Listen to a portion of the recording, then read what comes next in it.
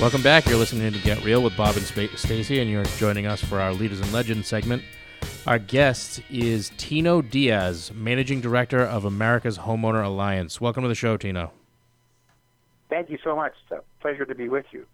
So as Bob mentioned, Tino is Managing Director of America's Homeowner Alliance, a national alliance representing the interests of existing and aspiring homeowners with a mission to protect and promote sustainable homeownership for all segments of America.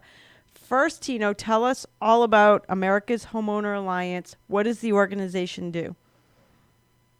We watch out for the homeowner, not only the existing homeowner, which has some interest in their current home. They think everything is over once you're bought, right? Mm-hmm. But also the prospective owners, folks that are looking forward to owning a home sometime in the future. And what we do is we are like bird dogs, as well as watchdogs, as well as hound dogs, for watching the interests of those folks. And we make sure that legislation that is being proposed, as well as that which is being changed, is for the benefit of the homeowner. In addition to having a terrific benefits package for people, that they can get all kinds of goodies and receive cash back on their purchases and such. Interesting. So are you a lobbying arm?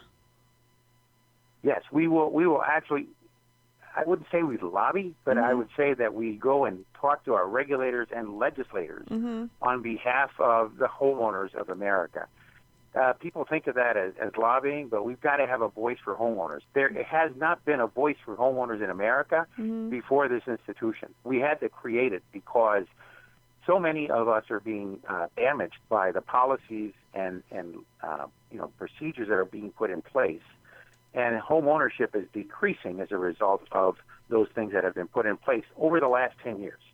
It's interesting because anytime I have 450 real estate agents at my company, and every once in a while agents say to me, why do I have to be a realtor? So we require our agents to be realtors. And there are lots of benefits to the realtor organization, but one of the greatest benefits, I tell them, is that they're out protecting our jobs, because constantly there's legislation or people are trying to pass through, which eliminates like the mortgage interest tax deduction, or that there's no capital gains on selling a property, etc.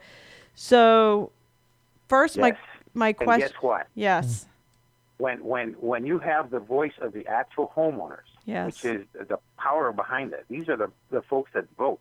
Yes. When you go and talk to Congress and say, listen, these are your constituents that are worried about this thing, their ears perk up right away and listen. Yes. Because it's one thing to be the business guys that are going there to talk to them. Another thing is that you have the actual folks that will vote for them to say, this is how we're being affected. And that's very powerful. Yes. I've learned so much by just sitting on the board of the realtor organization at times, and doing, like, they have Realtor Day on Beacon Hill. And it's so interesting just because I do not have any type of political background, but seeing how, like, they'll try to pass legislation on a totally separate matter, and then groups will add in wording that would, in effect, eliminate, like, a mortgage interest tax deduction. So that's why it takes so long for legislation to pass, because it's not just about one issue. They try to cram in 50 different issues on unrelated topics. So now you have lobbyists trying to stop particular legislation from going through. Well, right along those lines, Stacy. Yes. We fought off a proposed legislation that was looking for 7.5 basis points to every mortgage originated in America to pay for the Gulf oil cleanup. Crazy. Yeah, it's nuts what they try to do. That did not pass because we fought it. What we did is we joined with the other groups. We brought them in, made them aware of it. And so the mortgage bankers, the realtors, all the other great groups, as well as the other consumer groups, we voiced our concerns about it and stopped that legislation. Otherwise, we would have been stuck with an additional, let's say, $70 to $80 a month for every new homeowner coming on America for about 10 years just to clean up the Gulf. Right. Yeah, it's not fair.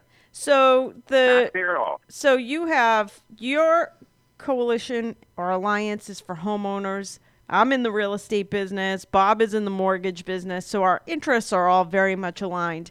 Is your organization appropriate for all real estate professionals, mortgage people, appraisers, etc., or is it simply just homeowners? Yes, it's appropriate for the homeowners, and it's appropriate for the people in the business because they make a living out of helping folks get into a home. How could you not be interested in being on the side of protecting home ownership? Okay. Is there an annual fee for membership? Yes, there is, and it's $20. But for listeners of your show, I've got a special for you. Awesome. And that is, if they enter the code AHA, which stands for America's Homeowner Alliance, right? AHA 2017. That's AHA 2017. When they go to our website to join, they'll get 1 year free membership. Wow. To try it out. There's no credit card required. This is not a gimmick or anything at all. I want them to go in there. I want them to see the research that's available, to see the way we fight off those legislations, to see the way that we bring them up to date on what's happening in America, as well as tips and all kinds of neat things for cooking and all things related for homeowners, right? Wow. But if they go there and they enter that code, they'll get 12 months of membership for free. And then if they like it, then they can pay their $20 and remain a homeowner and add their voice to all the rest of us that are trying to protect home ownership for not only the people who are here now, but for those that are coming. Right. And it sounds like, how can you not save $20 just by being a member? So no matter what, it sounds like it's basically free. Yes, if you go into there and you use the discount program, which is we're teamed up with Ebates, you'll get rebates on all your purchases. I'm telling you, at this moment, I'm up to past $500 worth of rebates. I've more than paid for my membership, right? Like for 100 years, right? Yes. But it's a great benefit, but more importantly, the voice of the homeowner is being heard so that new legislation or things that are coming on protect us, right? And that we can stay in our homes. So I have a question for you, Tino. Talking about protecting people, one of the issues that we're running into in pretty much all areas of Massachusetts, well, the eastern parts of it, is a lack of inventory, and unlike other states, we don't really have a lot of land to build on unless you go way out in the western part of the state. Right. Do you know of anybody that's working to get communities to be a little more realistic with their building codes or their building variances so builders can actually start putting up houses again? Yeah, I know exactly what you're talking about. The home builders estimate that on a median home in America, it costs $84,000 of regulatory costs to build a home. That's $50,000 before you break ground and $34,000 after you break ground. Imagine that cost to be added on to the acquiring land, to getting the building materials, and then the scarce labor that's out there to build these things. You can't build an affordable home in America. It's extremely expensive right now. Much of that has to do with a lot of the regulatory costs that are involved in this thing. So there's all kinds of efforts all over America that are trying to find different ways to bring this down. But one of the key ways is we've got to have a united voice that says, guys, it's a little bit too much. $84,000 worth of regulations is not making home ownership safer or more accessible for people who need it. My God, we've got 19 million people coming on stream over the next 15 years, new households coming on. And those households are going to have a heck of a difficult time trying to buy a home given the cost and the unavailability of that. Right. In addition to that, we've got lots of regulations on capital and reserves and leverage that have been imposed on builders based on the problems that we had before 2007. Those risks are in the rear view mirror. And so the regulations that are in place now don't have anything to do with the front windshield, and they're not realistic.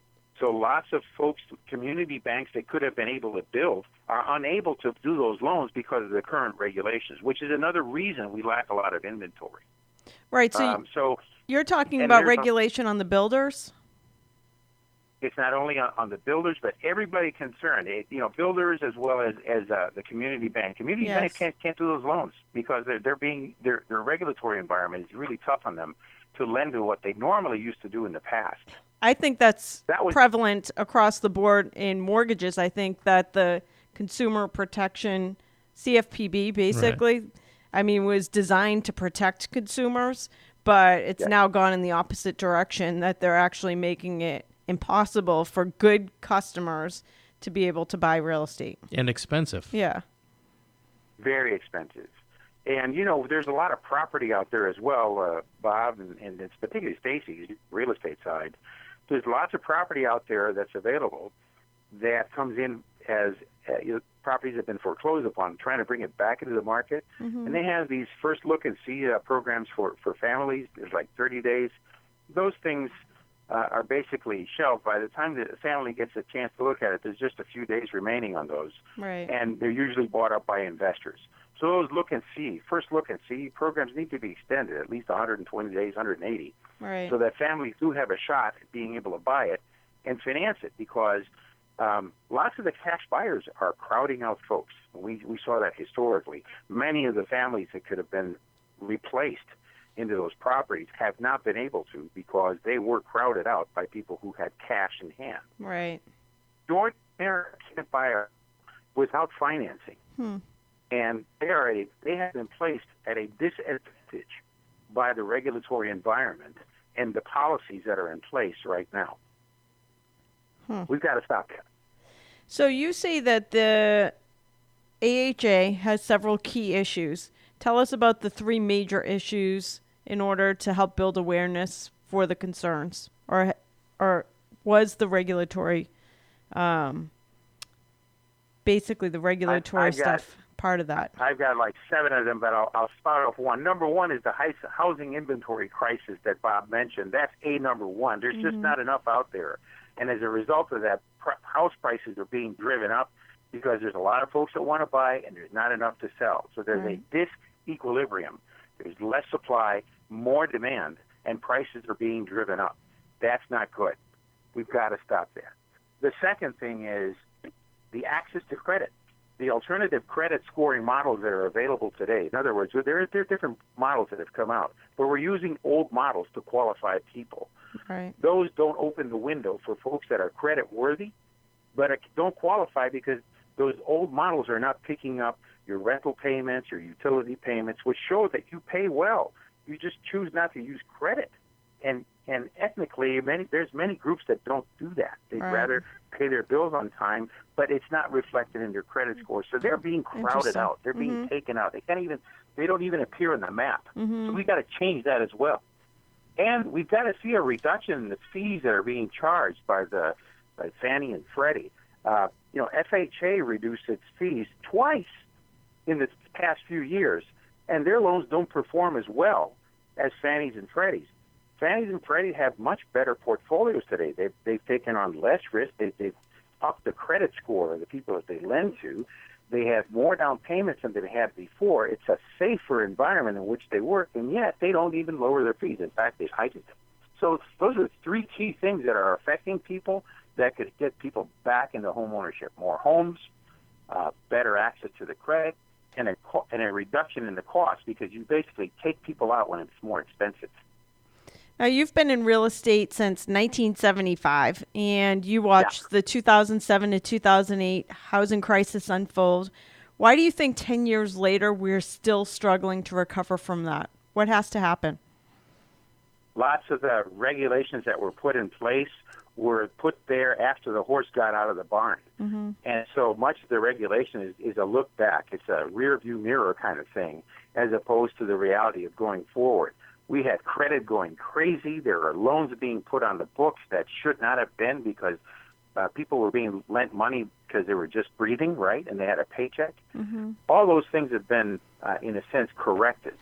But much of the regulatory environment, which is not only about credit to people who are building, but credit to people who want to buy, has become so much stricter. So there's not enough property out there, and therefore we don't have the activity that could have happened in a normal market. And second, there hasn't been credit available to credit-worthy people because it's so strict. So you see a tough recovery because there's not enough product, not enough buyers being put on. Despite the fact that we could have many more buyers, there are so many latent buyers that have solid money, and they're competing for property. So it really is, how should I say, it's very upsetting to see this taking place. It shouldn't take place in America. And from your point of view, we only have a couple of minutes left. I know my opinion on this, but why do you think home ownership in our communities is just so important? It's the bedrock of America. From its very inception in 1776 to right now. Back then it was sustenance for the family. Today Just ask any mayor, what's the safest part of the city? Where is the greatest prosperity? Where do you find the greatest health? Where is the greatest level of choices? And all kinds of socioeconomic measures. And every time the mayor will answer, he'll point to the area that has a big concentration of homeowners, because homeowners have the behaviors. These are people that want to take care of their family. And anybody can live under a bridge, live with their parents, you know. If they can rent, it's easy to rent, but home buying takes a skill set that is superior to those things. And those folks, now that they've got the skills, will go out to protect their families, make life better for them, build a better life for themselves, and as a result of that, their communities prosper. That's why home ownership is so important. If we want to keep the prosperity and the growth that we've had in America historically, we need to make sure home ownership remains as a bedrock for that. Wow. Tino Diaz, Managing Director of America's Homeowner Alliance. Tell us, Tino, where people can learn more about this and take advantage of the program you gave us today.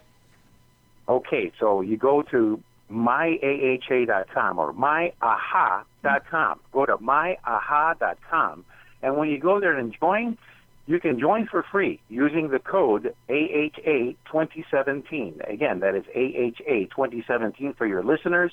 They'll get 12 months of membership for free, and if they like it, please join up, $20 a year after that, and join with the millions of other voices to make sure that we protect and promote home ownership for all segments of America henceforth. Great stuff. Thank you so much, Tino, for joining us today. Thanks, Tino. A real pleasure. Thank you. That's all for this edition of Get Real. Join us again next weekend for more.